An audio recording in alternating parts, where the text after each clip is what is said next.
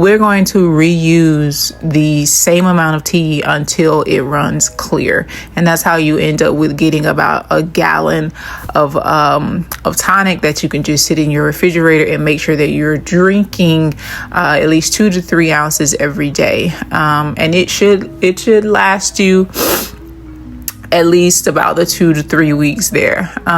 So once your water becomes a rolling boil, I am using distilled water, by the way. I use distilled water for my teas.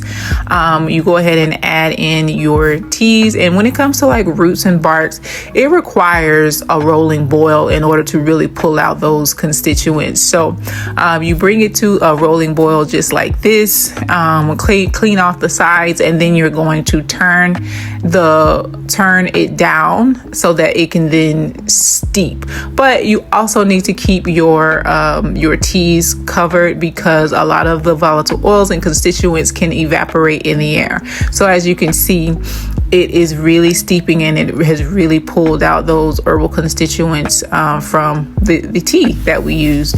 So you go ahead and get your container, and as you can see, it filled it all the way up. I had to get a different container, but we're not done. So with the leftover that is there, we're going to do this process again. So you're going to add more water. I'm adding about 2 to 3 cups in here, and we're going to bring it back to a rolling boil, turn it down, and then we're going to add it to our container.